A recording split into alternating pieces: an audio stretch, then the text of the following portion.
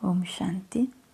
20 नवंबर 2020 की साकार मुरली है। बाबा ने कहा, मीठे बच्चे, तुम अभी बिल्कुल शतपथ किनारे पर खड़े हो। तुम्हें अब इस पार से उस पार जाना है। घर जाने की तैयारी करनी है। प्रश्न है, कौन सी एक बात याद रखो तो अवस्था अचल अडोल बन जाएगी? उत्तर है, पास्ट इज पास्ट। बीते का चिंतन नहीं करना है, आगे बढ़ते जाना है। सदा एक की तरफ देखते रहो तो अवस्था अचल अडोल हो जाएगी। तुमने अब कलयुग की हद छोड़ दी, फिर पिछाड़ी की ओर क्यों देखते हो? उसमें बुद्धि जरा भी ना जाए, यही है सूक्ष्म पढ़ाई। ओम शांति। दिन बदलते जाते हैं, टाइम पास होता जाता है। विचार करो, सतयुग से लेकर टाइम पास होते होते अभी आकर कलयुग के भी किनारे पर खड़े हैं। यह सतयुग, त्रेता, द्वापर, कलयुग का चक्र भी जैसे कि मॉडल है। सृष्टि तो बड़ी लंबी चौड़ी है, उसके मॉडल रूप को बच्चों ने जान लिया है। आगे यह पता नहीं था कि अब कलयुग पूरा होता है। अब मालूम पड़ा है तो बच्चों को भी बुद्धि से सतयुग से लेकर चक्र लगाए कलयुग के अंत में किनारे पे आकर ठहरना चाहिए। समझना चाहिए, टिक टिक होती रहती है, ड्रामा फिरता रहता है। बाकी क्या हिसाब रहा होगा, जरा सा रहा होगा, आगे पता नहीं था। अभी बाप ने समझाया है, बाकी कोना आकर रहा है। इस दुनिया से उस दुनिया में जाने का अभी बाकी थोड़ा समय है। यह ज्ञान भी अभी मिला है। हम सतयुग से लेकर चक्र लगाते लगाते अब कलयुग अंत में आकर पहुँचे हैं। अब फिर वापस जाना है। आने का और निकलने का गेट होता है ना, यह भी ऐसे है। बच्चों को समझाना चाहिए, बाकी थोड़ा किनारा है। यह पुरुषोत्तम संगम युग है ना, अभी हम किनारे पर हैं। बहुत थोड़ा समय है। अब इस पुरानी दुनिया से ममत्व निकालना है। अब तो नई दुनिया में जाना है। समझानी तो बड़ी सहज मिलती है। ये बुद्धि में रखना चाहिए, चक्र बुद्धि में फिरना चाहिए। अभी तुम कलयुग में नहीं हो, तुमने इस हद को छोड़ दिया है। फिर उस तरफ वालों को याद क्यों करना चाहिए, जबकि छोड़ दिया है पुरानी दुनिया को। हम पुरुषोत्तम संगम युग पर हैं, फिर पिछाड़ी में देखते भी क्यों? बुद्धि योग विकारी दुनिया से क्यों लगाए? ये बड़ी सूक्ष्म बातें हैं। बाबा जानते हैं, कोई तो रुपए से एक आना भी समझते नहीं हैं। सुना और भूल जाते हैं। तुमको पिछाड़ी तरफ नहीं देखना चाहिए, नहीं देखना है। बुद्धि से काम लेना है ना। हम पार निकल गए, फिर पिछाड़ी में देखें ही क्यों? Past is past. बाप कहते हैं, कितनी महीन बातें समझाते हैं, फिर भी बच्चों का कांध पिछाड़ी में क्यों लटका रहता है? कलयुग तरफ लटका हुआ है। बाप कहते हैं, कांध इस तरफ कर दो। वह पुरानी दुनिया तुम्हारे काम की चीज़ नहीं है। बाबा पुरानी दुनिया से वैराग्य दिलाते हैं। नई दुनिया सामने खड़ी है। पुरानी दुनिया से वैराग्य है। वैराग्य,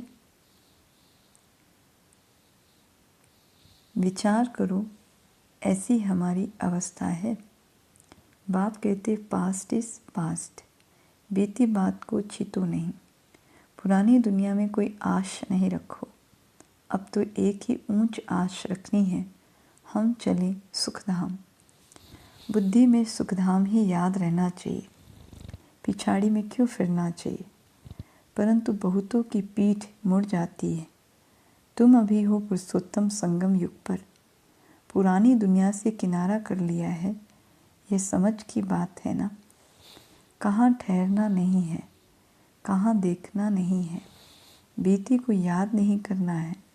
बाप कहते हैं आगे बढ़ते जाओ, पिछाड़ी को नहीं देखो। एक तरफ ही देखते रहो, तभी अचल स्थिर अडोल अवस्था रह सकती है। एक तरफ ही देखते रहो, तभी अचल स्थिर अडोल अवस्था रह सकती है। उस तरफ देखते रहेंगे तो पुरानी दुनिया के मित्र संबंधी आदि याद पड़ते रहेंगे। नंबरवार तो है ना, आज देखो तो बहुत अच्छा चल रहा है, कल गिरा तो दिल एकदम हट जाती है। ऐसी ग्रहचारी बैठ जाती हैं जो मुरली सुनने पर भी दिल नहीं होती। विचार करो, ऐसे होता है ना। बाप कहते हैं तुम अभी संगम पर खड़े हो तो रुख आगे रखना चाहिए। आगे है नई दुनिया, तभी खुशी होगी। अब बाकी षट पंथ बहुत समीप किनारे पर हैं। कहते हैं ना, अभी तो अपने देश के झाड़ देखने में आते हैं, आवाज़ करो तो झट बस सुनेंगे। षट पंथ अर्थात बिल्कुल सामने है। तुम याद करते हो और देवताएं आ जाते हैं। आगे थोड़ी आते थे। सूक्ष्म वतन में ससुर घर वाले आते थे क्या? अब तो पियर घर और ससुर घर वाले जाकर मिलते हैं। फिर भी बच्चे चलते चलते भूल जाते हैं। बुद्धि योग पिछाड़ी में हट जाता है। बाप कहते हैं तुम सबका यह अंतिम जन्म है, तुम्हें पीछे नहीं हटना है, अब पार होना है, इस तरफ से उस तरफ जाना है। मौत भी नज़दीक होता जाता है, बाकी सिर्फ कदम भरना है। नाव किनारे आती है तो उस तरफ कदम उठाना पड़ता है ना। तुम बच्चों को खड़ा होना है किनारे पर। तुम्हारी बुद्धि में है आत्माएं जाती हैं अपने स्वीट होम। यह याद रहने से भी खुशी तुमको अचल अटूल बना देगी। यही विचार सागर मंथन करते रहना है। यह है बुद्धि की बात। यही विचार सागर मंथन करते रहना है। यह है बुद्धि की बात। हम आत्मा जा रही है, अब बाकी नज़दीक सठ पंथ पर है।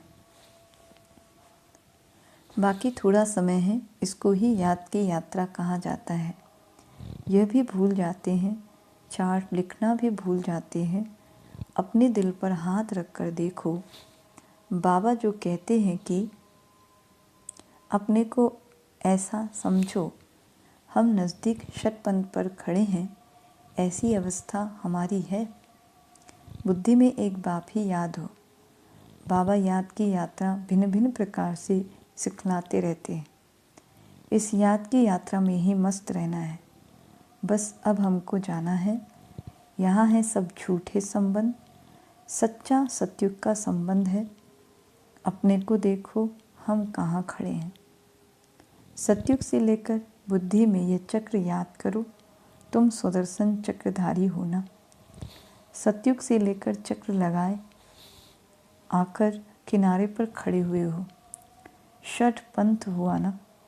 कई तो अपना टाइम बहुत व्यर्थ गवाते रहते हैं। 5-10 मिनट भी मुश्किल याद में रहते होंगे। सुदर्शन चक्रधारी तो सारा दिन बनना चाहिए। ऐसे तो है नहीं। बाबा भिन्न भिन्न तरीके से समझाते हैं। आत्मा की ही बात है। तुम्हारी बुद्धि में चक्र फिरता रहता है। बुद्धि में ये याद क्यों नहीं रहनी चाहिए? अभी हम किनारे पर खड़े हैं, यह किनारा बुद्धि में क्यों नहीं याद रहता है? जबकि जानते हो हम पुरुषोत्तम बन रहे हैं, तो जाकर किनारे पर खड़े रहो, जो मुआफिक चलते ही रहो। क्यों नहीं ये प्रैक्टिस करते हो? क्यों नहीं चक्र बुद्धि में आता है? ये सुदर्शन चक्र है ना।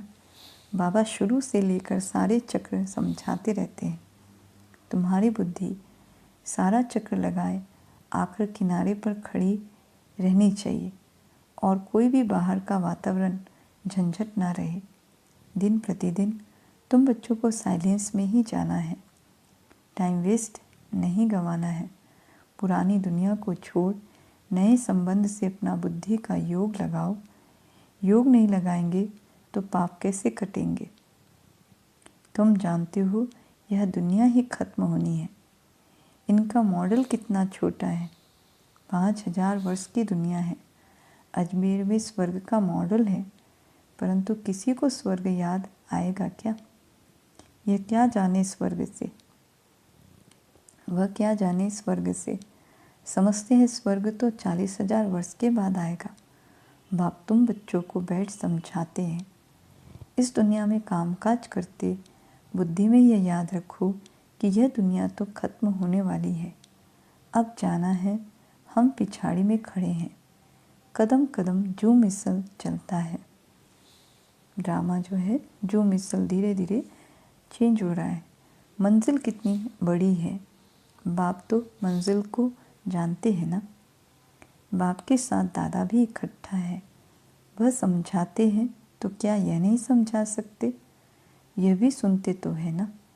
क्या यह ऐसे ऐसे विचार सागर मंथन नहीं करता होगा? बाप तुमको विचार सागर मंथन करने की पॉइंट्स सुनाते रहते हैं। ऐसे नहीं कि बाबा बहुत पिछाड़ी में है, अरे यह तो दुम लटका हुआ है, फिर पिछाड़ी में कैसे होगा? यह सब गुह्य गुह्य बातें धारण करनी है, गफलत छोड़ देनी है। बाबा के पास 2-2 वर्ष के बाद आते हैं। क्या यह याद रहता होगा कि हम नज़दीक किनारे पर खड़े हैं? अभी जाना है। ऐसी अवस्था हो जाए तो बाकी क्या चाहिए? बाबा ने यह भी समझाया है, डबल सिर ताज यह सिर्फ नाम है, बाकी लाइट का ताज कोई वहाँ रहता नहीं है। यह तो पवित्रता की निशानी है। जो भी धर्म स्थापक है उनके चित्रों में लाइट जरूर दिखाते हैं, क्योंकि वह वाइसलेस सतो प्रधान है, पर रजोतमो में आते हैं। तुम बच्चों को नॉलेज उसमें मस्त रहना चाहिए। भल तुम हो इस दुनिया में, परंतु बुद्धि का योग वहाँ लगा रहे। इनसे भी तोड़ तो निभाना है। जो स्कूल के होंगे वह निकल आएंगे। सैपलिंग लगना है। आदि सनातन देवी देवता धर्म वाले जो होंगे वह जरूर आगे पीछे आएंगे। पिछाड़ी में आने वाले भी आगे वालों से तीखे जाएंगे। ये पिछाड़ी तक होता रहेगा। वह पुरानों से तीखे कदम बढ़ाएंगे। सारा इम्तिहान है याद की यात्रा का।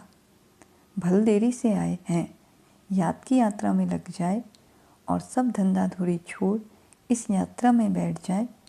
भोजन तो खाना ही है, अच्छी रीति याद में रहे तो इस खुशी जैसी खुराक नहीं। यही तात लगी रहेगी। अभी हम जाते हैं, 21 जन्मों का राज्य भाग्य मिलता है। लॉटरी मिलने वाले को खुशी का पारा चढ़ जाता है ना। तुमको बहुत मेहनत करनी है। इसको ही अंतिम अमूल्य जीवन कहा जाता है। याद की यात्रा में बहुत मज़ा है। हनुमान भी पुरुषार्थ करते करते स्थैर्य बनाना। भंभोर को आग लगी, रावण का राज्य जल गया। ये कहानी बना दी है। बाप यथार्थ बात बैठ समझाते हैं। रावण राज्य खलास हो जाएगा। स्थैर्य बुद्धि इसको कहा जाता है। बस अब षटपंथ है, हम जा रहे हैं। इस याद में रहने का पुरुषार्थ करो, तब खुशी का पारा चढ़ेगा। आयु भी योग बल से बढ़ती है। तुम अभी दैवी गुण धारण करते हो, फिर आधा कल्प चलती है। इस एक जन्म में तुम इतना पुरुषार्थ करते हो, जो तुम जाकर ये लक्ष्मी नारायण बनते हो, तो कितना पुरुषार्थ करना चाहिए। इसमें गफलत व टाइम वेस्ट नहीं करनी चाहिए। जो करेगा सो पाएगा। बाप शिक्षा देते रहते हैं। तुम समझते हो कल्प कल्प हम विश्व के मालिक बनते हैं। इस इतने थोड़े टाइम में कमाल कर देते हैं। सारी दुनिया को चेंज कर देते हैं। बाप के लिए कोई बड़ी बात नहीं है। कल्प कल्प करते हैं, बाप समझाते हैं। चलते फिरते खाते पीते अपना बुद्धि योग बाप से लगाओ। यह गुप्त बात बाप ही बच्चों को बैठ समझाते हैं। अपनी अवस्था को अच्छी रीति जमाते रहो, नहीं तो उच्च पद नहीं पाएंगे। तुम बच्चे नंबरवार पुरुषार्थ अनुसार मेहनत करते हो। समझते हो अभी तो हम किनारे पर खड़े हैं, फिर पिछाड़ी में हम क्यों देखें। आगे कदम बढ़ते रहते हैं। इसमें अंतर्मुखता बहुत चाहिए। इसलिए कछुए का भी मिसाल है। यह मिसाल आदि सब तुम्हारे लिए है। सन्यासी तो है ही हठयोगी, वह तो राजयोग सिखला ना सके। वो लोग सुनते हैं तो समझते हैं यह लोग हमारी इंसल्ट करते हैं, इसलिए यह भी युक्ति से लिखना है। बाप बिगर राजयोग कोई सिखला ना सके।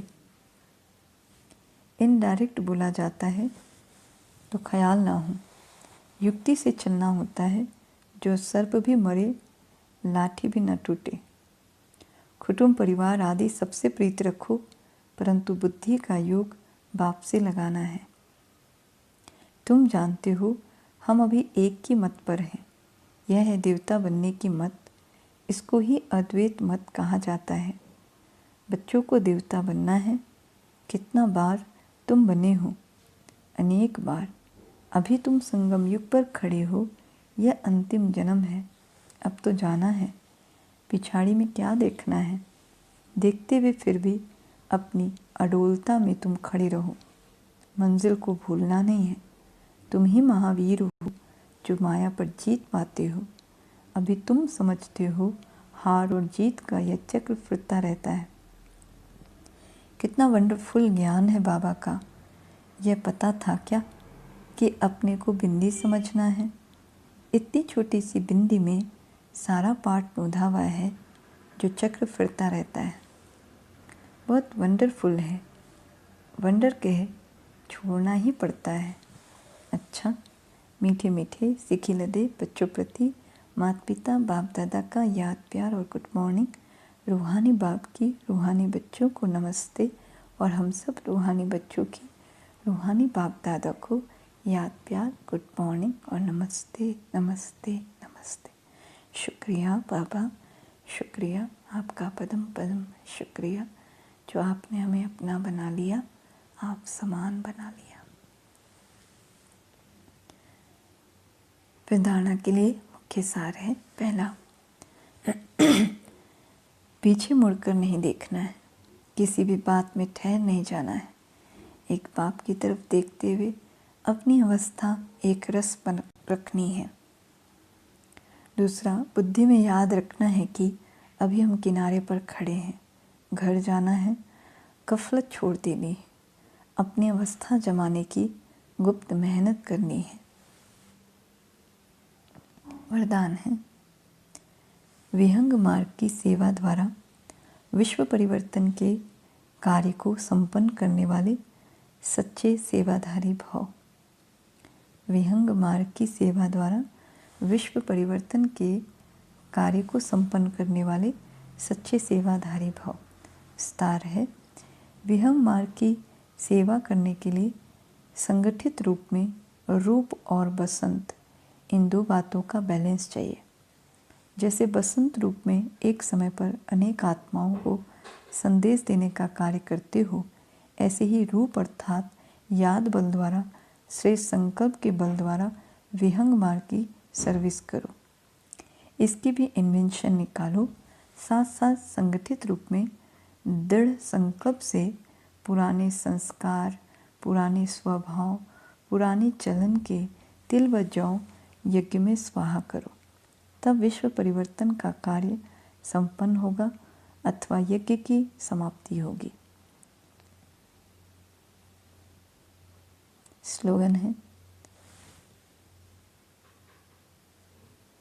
बालक और मालिकपन के बैलेंस से